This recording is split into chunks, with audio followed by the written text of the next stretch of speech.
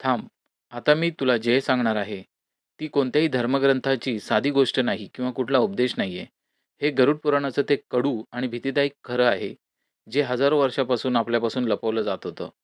तुला माहिती आहे का, जेव्हा कुठल्या घरात एक मुलगी जन्म घेते, तेव्हा ती फक्त एक सामान्य शारीरिक किंवा जैविक घटना नसते. ती त्या परमपिता परमात्म्याची एक खूप कठीण आणि रहस्यमय निवड असते.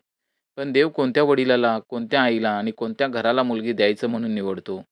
आणि सगळ्यात भीतीदायक प्रश्न असा आहे, तुझं घर, तुझे कर्म त्या निवडीसाठी पात्र आहेत का?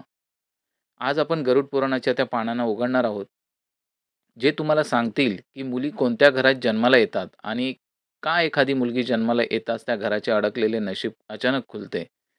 हा व्हिडिओ खूप नीट बघा, कारण शेवटी गरुड पुराणातील जे सत्य समोर येणार आहे, ते तुमच्या जीवनाला आणि कुटुंबाला पाहण्याचा दृष्टिकोन कायमचा बदलून टाकतील. आपण आपले असंच मानतो, की कुठल्याही घरात मूल होणं निसर्गाचा नियम आहे. पण गरुड पुराणाने आपले प्राचीन कर्मतत्व या विज्ञानापेक्षा खूप पुढे जाणाऱ्या गोष्टी सांगतात. गरुड पुराण ओरडून सांगतो, की या जगात कोणत्याही घरात, कोणत्याही अंगणात मुलगी जन्म घेणं काही योगायोग नाही.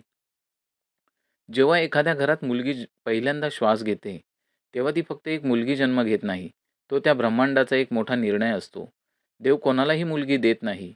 आज मी सोलफुल लाईफ या चॅनलवरून गरुड पुराणातील तो सर्वात सुंदर, पण सर्वात जास्त रडवणारं पान उघडणार आहे. गरुड पुराणात यमराज आणि पक्षीराज गरुड यांच्यात आत्म्याच्या प्रवासाबद्दल एक खूप खोलवर चर्चा झालेली आहे. आणि एक रहस्यमय त्यांच्यामध्ये संवाद आहे. त्यात स्पष्ट सांगितलंय की मृत्यू झाल्यानंतर जेव्हा एखादी आत्मा यमराजांच्या दरबारात उभी राहते, तेव्हा तिचं पुढचं जन्म सहज ठरवला जात नाही. आत्म्याच्या तिथे त्या जागेवर पाठवलं जात नाही, जिथे जागा रिकामी आहे. आत्म्याला तिथे पाठवलं जातं, जिथे तिचा उद्देश असतो, जिथे तिच्या कर्माचं कर्ज उरलेलं असतं आणि जेव्हा एखाद्या स्त्रीच्या पोटात मुलगी म्हणून जन्म घेण्याची गोष्ट येते, तेव्हा यमलोकाचे नियम खूप बदललेले असतात. आपल्याला लहानपणापासून ऐकायला मिळाले, की मुलगी नशिबवानांना मिळतात. पण तुम्ही कधी विचार केला आहे का, की ते नशीब म्हणजे काय? ते नशीब कोणत्याही आकाशातून अचानक कोसळलेलं नाही. हे नशीब तुमचं म्हणजे त्या वडिलांच्या मागच्या जन्माचं कर्म असतं. गरुड पुराणात सांगितलं आहे, ते सगळ्यात कडवट आणि थेट खरं आहे ते ऐका. शास्त्रांमध्ये असं सांगितलंय, की जेव्हा एखाद्याच्या मागच्या जन्मातील पाप किंवा कर्ज फार जास्त असतं, जेव्हा त्याने मागच्या जन्मात कुणाचा खूप पैसा खाल्लेला असतो किंवा कोणाला फार त्रास दिलेला असतो, तेव्हा निसर्ग त्या कर्जाची वसुली करण्यासाठी त्याच्या घरात एक मुलगा जन्माला आणतो. होय, तुम्ही अगदी बरोबर ऐकलत. बहुतेक घरात मुलगा फक्त आणि फक्त त्या वडिलांचे जुने कर्ज वसूल करण्यासाठी, त्यांची संपत्ती वाटप करण्यासाठी आणि त्यांचे पुण्य भोगण्यासाठी जन्माला आलेला असतो. माणसांचं पूर्वजन्मातील पुण्य जेव्हा खूप मोठं असतं, जेव्हा त्याने मागच्या जन्मात कुणाला स्वार्थाशिवाय मदत केलेली असते, भुकेलेल्यांना जेवण दिलेलं असतं, एखाद्या रडणाऱ्या माणसाच्या डोळ्यातील अश्रू पुसलेले असतील, तेव्हा देवता आणि निसर्ग त्या माणसाला फळ देण्यासाठी त्याच्या घरात एक मुलगी जन्माला आणतो. मुलगी म्हणजे अशी आत्मा, जी तुमच्याकडून काही घेण्यासाठी नाही, तर तुम्हाला आपलं सगळं देण्यासाठी येते. म्हणूनच तुम्ही बऱ्याचदा पाहिलं असेल, जेव्हा कुठल्या घरात मुलगी जन्माला येते, तेव्हा त्या घराची ऊर्जा, त्या घराचं वातावरण अचानक बदलतं. जो बाबा कालपर्यंत खूप कडक, खूप रागीट होता, तो लहान-सहान गोष्टींवर चिडायचा, तो त्या लहानशा मुलीला मिठीत घेताच अगदी मेणासारखा वितळतो. त्याच्या मनात एक वेगळीच करुणा, एक वेगळं प्रेम उमटतं, ज्याची त्याला स्वतःलाही कल्पना नसते. ही काही जादू नाहीये. हे त्या पवित्र आत्म्याचं आश्चर्य आहे. गरुड पुराण सांगते, की मुली त्यांच्यासोबत ब्रह्मांडातील सगळ्यात शुद्ध आणि सगळ्यात कोमल ऊर्जा घेऊन येतात. जेव्हा ती ज्या घरात श्वास घेत असते, तेव्हा तिच्या आभामंडलातून असा एक कंपन निघतो, की तो घरातील सगळ्या नकारात्मकता, सगळे त्रास आणि सगळे गरिबीचे जाळे तोडून टाकतो. आपण शतकोनशतके एक म्हण ऐकत आलो आहोत, की मुलगी म्हणजे घरची लक्ष्मी असते. पण आपली बुद्धी इतकी लहान आहे, की आपण लक्ष्मीचा अर्थ फक्त पैसा किंवा संपत्ती एवढाच समजून घेतला. आपण लक्ष्मीला फक्त सोनं किंवा चांदीच्या नाण्यात मोजलं. गरुड पुराण आणि देवी भागवत महापुराण मध्ये अगदी स्पष्टपणे सांगितलेलं आहे, की लक्ष्मी फक्त पैशाची देवी नाही. लक्ष्मी म्हणजे समतोल आणि शांततेची देवी आहे. लक्ष्मी म्हणजे चेतना आणि करुणेची देवी आहे. आणि लक्ष्मीची ही सकारात्मक ऊर्जा कधीच त्या घरात टिकत नाही, जिथे लोक एकमेकांचा अपमान करतात, जिथे सतत अपशब्द बोलले जातात, जिथे स्त्रियांना पायाखालची धूळ समजली जाते आणि जिथे फक्त आणि फक्त स्वार्थाचं राज्य असतं. म्हणून जेव्हा आपण म्हणतो, की मुलगी म्हणजेच लक्ष्मी आहे, त्याचा खराखुरा अर्थ असा आहे, की देवाने त्या मुलीला बदलाचा दूत म्हणून तुमच्या घरात पाठवलाय. ती रिकाम्या हाताने येत नाही. ती आपल्यासोबत आपले संचित पुण्यही घेऊन येते, जे तिने आपल्या मागील अनेक प्रवासात कमावलेले होते. जेव्हा ती लहान पायाने तुमच्या घरी पाऊल टाकते, तेव्हा ती खरंच तुमच्या घरातील वास्तुदोष, त्या घरातील नकारात्मक ऊर्जा तिच्या पायाखाली मिटवत असते. यामुळेच तुम्ही तुमच्या आजूबाजूला समाजात असे अनेक कुटुंब पाहिले असतील, जे मुलींच्या जन्मापूर्वी कर्जात दबलेले होते. ज्यांच्या घरात नेहमीच गरिबीचा वास होता. पण जसं त्या मुलीचा हसण्याचा आवाज आला, अचानक त्या वडिलांचा व्यवसाय सुरू झाला, थांबलेली प्रगती पुन्हा सुरू झाली. घरात अचानक सुखशांतीचं वातावरण निर्माण झालं. लोक फक्त एक योगायोग समजतात. लोक म्हणतात, "अरे, बाळाच्या पायात शुभतेचा संकेत आहे." पण खरं तर शास्त्रानुसार त्याला पुण्याचं हस्तांतरण म्हणलं मानलं जातं. ती मुलगी आपल्या पित्याच्या दुःखानं पाहून तिच्या पुण्याचा एक भाग त्याच्या आभामंडळात टाकते. ती तिच्या नशिबाने, तिच्या भाग्याने त्या संपूर्ण कुटुंबाला सांभाळते. पण इथे एक खूप खोल आणि भीतीदायक प्रश्न उभा राहतो. जर मुली खरंच इतक्या पवित्र असतात, जर त्या पुण्याचा फळ असतात, तर आजच्या समाजात अनेक घरांमध्ये मुलींना जन्माला आल्याने शोक साजरा का केला जातो? अजूनही काही घरात जेव्हा वैद्य आणि डॉक्टर सांगतो, की मुलगी झाली आहे, तेव्हा वडिलांचं तोंड खाली पडतं, आजी तोंड वळवते. कारण मुलीनं जन्माला येण्याआधीच गर्भात मारलं जातं किंवा जन्मानंतर त्यांना आयुष्यभर असं वाटतं, की हा एक आपल्यावर भार आहे, परक्याचं मिळालेलं धन आहे. हा प्रश्न फार महत्त्वाचा आहे आणि त्याचं उत्तर तुम्हाला गरुड पुराणातील कर्मसिद्धांतात मिळेल. ज्याला ऐकून तुमची आत्मा थरथर कापेल. शास्त्रात असं सांगितलं आहे, की यमलोकातून जी आत्मा पृथ्वीवर येण्यासाठी निघते, ती मुलगी आईच्या गर्भात येण्याआधीच त्या कुटुंबातील त्या आई-वडिलांच्या मनातील विचारांची ऊर्जा ती जाणून घेते. जर त्या कुटुंबात भीती असेल, जर त्यांच्याही मनात मुलीबाबत लालसा असेल, की हुंडा द्यावा लागेल किंवा स्त्रीला काहीही सन्मान नसेल त्या घरात, तर कुठलीही उंच दर्जाची आत्मा, कुठलीही शुद्ध आणि पवित्र आत्मा त्या गर्भात येत नाही. ती आत्मा त्या घाणेरड्या अंगणातून परत निघून जाते. मग त्या घरात कोण जन्माला येतं? त्या घरात जन्म घेतो असा एक आत्मा, जो मागच्या जन्मात त्या कुटुंबाचा मोठा शत्रू असतो.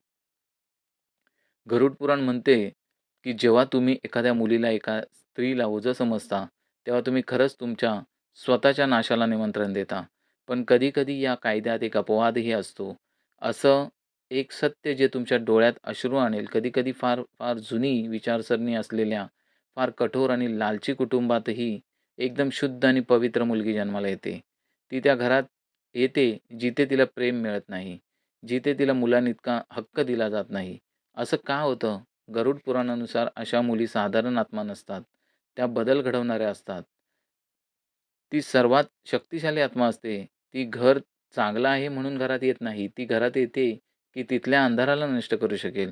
जसं एखादा दिवा अंधाऱ्या खोलीत ठेवला, की तो तक्रार करत नाही, की किती अंधार आहे. तो दिवा शांतपणे जळून त्या खोलीला उजळून टाकतो. अगदी तसंच या नाजूक मुली त्यांच्या स्वभावाने, त्यांच्या हसण्याने, त्यांच्या निस्वार्थ प्रेमाने आणि त्यांच्या जिद्दीने त्या कठोर वडिलांच्या मनाला बदलून टाकतात. ती त्या कठीण मनाच्या आजी-आजोबांच्या दृष्टिकोनालाही बदलते. ती त्या घरात जन्म घेते, जिथे बदल करणं अशक्य वाटत असे आणि ती त्या संपूर्ण कुटुंबाच्या विचारसरणीला मुळापासून बदलून त्याला एक नवं रूप देते. या मुली त्या कुटुंबासाठी एक परीक्षा असतात आणि एक आशीर्वादही.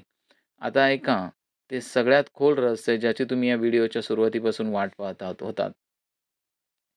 तीच मुलगी जी आज तुमच्या घरात आहे, जी आज तुमच्या मिठीत आहे, ती फक्त एक योगायोग आहे का? गरुड पुराणाच्या खोलात जर तुम्ही जाल, तर समजेल की मृत्यूनंतर आत्म्याची यात्रा फार गुंतागुंतीची असते. प्रत्येक जन्म एक कर्ज असतो. एक अधुरे नाते असते आणि एक अगदी सत्य आहे. अगदी खरं आहे, की आज जी मुलगी तुमच्या अंगणात खेळते, ती कदाचित मागच्या जन्मात तुमची आई होती. थोडा विचार करा. मागच्या जन्मात जेव्हा तुम्ही एक लहान मूल होतात, तेव्हा तुमच्या आईने आपल्याला पोट भरून खायला दिलेलं होतं. तिने आपली रात्रंदिवसाची झोप उडवून तुम्हाला झोपवलं होतं. तिने कोणत्याही स्वार्थाशिवाय आपलं सगळं तुमच्यावर झोकून दिलं होतं. पण जेव्हा ती वृद्ध झाली, तेव्हा कदाचित तुम्ही तिची ती सेवा करू शकले नाहीत. कदाचित तुम्ही तिचे ते कर्ज फेडू शकले नाहीत. मग निसर्गाने त्या कर्माच्या गणिताने, त्या अधुऱ्या प्रेमाला स्वार्थाशिवाय नातं पूर्ण करायचं असेल, तर त्याच आत्म्याला या जन्मात तुमची मुलगी बनवून तुमच्या घरी पाठवलं आहे. जेणेकरून तुम्ही एक वडील म्हणून तिच्या त्या प्रत्येक इच्छेला पूर्ण करू शकता, जी तुम्ही मागील जन्मात पूर्ण करू शकला नाहीत. त्यामुळे ते नाते, ती ऊर्जा आपण संतुलन मिळवू शकते. आत्मा कधी बदलत नाही. फक्त शरीर बदलतं, फक्त नातं बदलतं. म्हणून म्हणतात, की मुलगी फक्त तुमच्या वर्तमानाची कमाई नाही, तर ती तुमच्या भूतकाळाचा हिशेब आहे आणि तुमच्या भविष्याचा विस्तार आहे. आता एक प्रश्न जो प्रत्येक अशा माणसाला आतून थरथरायला लावेल, जो मुलींना मुलांपेक्षा कमी समजतो. आज आपण गरुड पुराणाच्या त्या पानांना उघडलंय, जिथे सांगितलंय, की मुलगी जन्माला येणं फक्त शारीरिक घटना नाहीये. ती आत्म्यांचा अनंत प्रवासाचा एक सुंदर अध्याय आहे. आपण समजलोय, की मुलगी फक्त मूल नाही आहे, ती संस्कार आहे. ती फक्त एक नातं नाही आहे, ती एक दैवी ऊर्जा आहे, जी दरिद्रपणाला जळून खाक करते. कोणताही जन्म योगायोगाने नसतो. प्रत्येक आत्मा आपल्या मागच्या जन्माच्या कर्मानुसार आपलं घर निवडतो आणि जेव्हा एखादी मुलगी तुमचं घर निवडते, ती आपल्यासोबत एक संधी घेऊन येते. तुमच्या अंतर्मनातील प्रेम जागवण्याची संधी, तुमच्या कठोर विचारांना बदलण्याची संधी, तुमच्या आणि तुमच्या कुटुंबाला आतून मजबूत होण्याची संधी. आपल्या मुलीचा सन्मान फक्त गोड-गोड बोलून होत नाही. तिला शिक्षण द्या, तिला तिच्या पायावर उभं राहण्याची ताकद द्या, तिच्या आयुष्यातले निर्णय घ्यायचं धैर्य द्या आणि तिच्या स्वप्नांना स्वतःचं स्वप्न समजा. तोच खरा सन्मान आहे. आणि खरंच, ज्या घरात स्त्री आणि मुलींचा हा सन्मान असतो, तिथे फक्त मुलींचं हसू ऐकायला येत नाही. तिथे खरी लक्ष्मीनारायण वास करतात. तुमच्या घरात जर एक मुलगी आहे, तर आज रात्री तिला झोपताना पहा आणि मनापासून देवाचे आभार माना. कारण संपूर्ण ब्रह्मांडात देवाने तुम्हाला निवडलंय आणि जर तुमच्या घरी मुलगी नाहीये, तर रस्त्यावर समाजात दिसणाऱ्या प्रत्येक मुलीला, प्रत्येक स्त्रीला जो सन्मान मिळायला हवा, तो सन्मान द्या. कारण तुमचा तोच सन्मान, तुमची पवित्र नजर पुढच्या जन्मात तुमचं नशीब ठरवेल. मुलगी म्हणजे परमपिता परमात्म्याची सगळ्यात सुंदर भेट आहे आणि त्या भेटीची काळजी घेणं ही आपली सगळ्यात मोठी आध्यात्मिक जबाबदारी आहे. जर आज गरुड पुराणातील हे सत्य या कथेने तुमच्या मनाला कुठे स्पर्श केला असेल, जर तुमच्या डोळ्यात एका क्षणासाठी ओलेपणा आला असेल, तर एक छोटंसं काम जरूर करा. हा व्हिडिओ आता लगेच त्या माणसांना पाठवा, ज्यांच्या घरात एक मुलगी आहे. त्या वडिलांना पाठवा, जो दिवस-रात्र आपल्या मुलीसाठी मेहनत घेतो आणि त्या माणसांनाही पाठवा, ज्याला कदाचित आज हे सत्य ऐकणं खूप गरजेचं आहे. आणि हो, खालील कमेंटमध्ये पूर्ण अभिमानाने आणि मनापासून लिहा, "मुलगी माझं वरदान आहे." जेणेकरून ब्रह्मांडाच्या त्या ऊर्जेपर्यंत तुमचा हा संदेश पोहोचू शकेल. तुम्हाला जर हा व्हिडिओ आवडला असेल तर व्हिडिओला लाईक करा, कमेंट्स करा आणि अशाच खोल आध्यात्मिक आणि आयुष्य बदलून टाकणाऱ्या रहस्यांच्या प्रवासात माझ्यासोबत राहण्यासाठी सोलफुल लाईफ चॅनलला लगेचच सबस्क्राईब करा.